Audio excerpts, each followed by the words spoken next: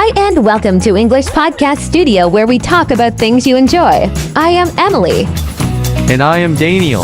Hey Daniel, do you ever miss your hometown? Oh, all the time. There's something really comforting about your hometown, right? It's like no matter how far you go or how long you've been away, it always feels like home. Exactly. Where are you originally from, by the way? I don't think I've ever asked. I'm from a small town called Maplewood. It's about 3 hours from here, in the northern part of the country. It's not very famous or anything, but it's beautiful in its own quiet way. What about you?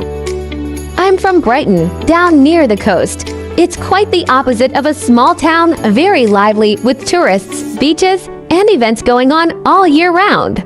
Wow, that must have been fun growing up. Tell me more about Brighton. What's it like?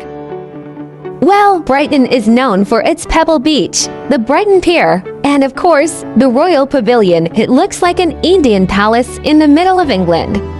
But for me, the best part was the atmosphere. People are very open-minded and creative there. You see a lot of street musicians, art everywhere, and a mix of different cultures. It always feels alive, especially during the summer. Sounds amazing. What's the weather like there? Mild, I'd say not too hot, not too cold. Winters are rainy but not freezing, and summers are usually pleasant. It's windy, though. You have to be ready for that if you ever visit. What about Maplewood? What's the weather like up there? Quite different, actually. Maplewood has long, cold winters and short, warm summers. We get a lot of snow between December and March, and when I say a lot, I mean like 2 feet sometimes. But in the summer, everything turns green, and people go hiking, fishing, and camping. Nature is a big part of life there. That's so cool. It must be nice to experience all 4 seasons properly. Brighton never really has a strong winter. Do you have any lakes or mountains near your town? Yeah, there's a big lake just outside Maplewood called Lake Serenity. It's where I learned how to fish with my grandfather. And there are some small mountains. Well, more like big hills, where people go skiing in the winter. It's peaceful and kind of slow-paced, but I love that about it. That sounds so relaxing. I feel like Brighton is the opposite. It's fast, busy, full of shops, cafes, and people. It's exciting, but sometimes I wish I could slow things down a bit. Did you ever feel bored in Maplewood? To be honest, yes, especially as a teenager. There's not a lot to do at night. We had one cinema, a bowling alley, and that's about it. So we'd hang out at each other's houses, go for drives, or just chill in nature. But now that I live in the city, I realize how peaceful life in Maplewood was. Funny how that happens when you're young. You want to leave your hometown. But when you leave, you miss the little things. What do you miss the most about Maplewood? Probably the people. Everyone knows everyone. It's a tight-knit community. You can walk down the street and run into 5 people you know. It feels safe. And I miss the stars at night. You can actually see them clearly. What about you? What do you miss about Brighton? I miss the sea, for sure. I used to go for walks along the seafront with my mom, just listening to the waves. And I miss the little local cafes where you could just sit for hours reading or people watching. Also, the smell of fish and chips in the air, I hated it back then, but now it makes me nostalgic. Haha, fish and chips. That's very British of you. So, do you think you'd ever move back there?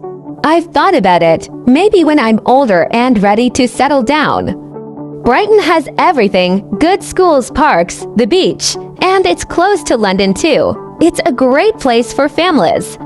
But for now, I'm enjoying the city life. What about you? Do you see yourself going back to Maplewood someday? Maybe. I'd like to buy a small cabin by the lake someday, just for the weekends or holidays. But I think I'd miss the energy of the city if I moved back permanently. Still, Maplewood is always in my heart. Yeah, I get that. Sometimes, I think our hometowns shape us more than we realize. They give us roots. Exactly. Even if we don't live there anymore, they're part of who we are. Totally. You know, we should do a podcast episode about hometowns, people from different countries talking about where they're from. That would be so interesting. I love that idea. It would be a great way for listeners to practice English and learn about different places at the same time. Plus, everyone loves talking about where they come from. All right, let's plan it. We could even ask people to send voice messages about their hometowns. Perfect. Let's do it. So, Emily, do you feel like growing up in Brighton made you more, I don't know, open-minded or creative? That's a great question. Actually, yeah, I think it did. Brighton is full of artists, musicians, performers. And there's always a kind of freedom to be yourself. Nobody really judges you for dressing differently or having unusual opinions. I think growing up around that taught me to express myself without fear. I admire that. Maplewood was a lot more traditional, I guess.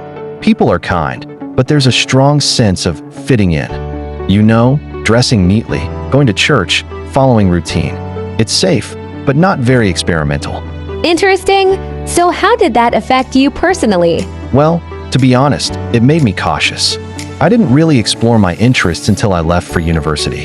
In Maplewood, I always felt like I had to follow the path everyone else was on. Go to college, get a stable job, marry young. But when I moved to the city, I realized there are many ways to live your life. It was freeing, but also scary. That makes sense. You know, I think I had the opposite experience. I grew up with too many options, and sometimes that made me feel lost. Like, if anything is possible, how do I choose? But when I visited quieter places, I saw the beauty of simplicity. Sometimes one path is enough. That's such a thoughtful way to look at it. Maybe that's why you and I get along. We balance each other out. You bring the energy of the coast, and I bring the calm of the woods. Haha, yeah, like fire and water. Hey, do you still have friends back in Maplewood? A few, yeah.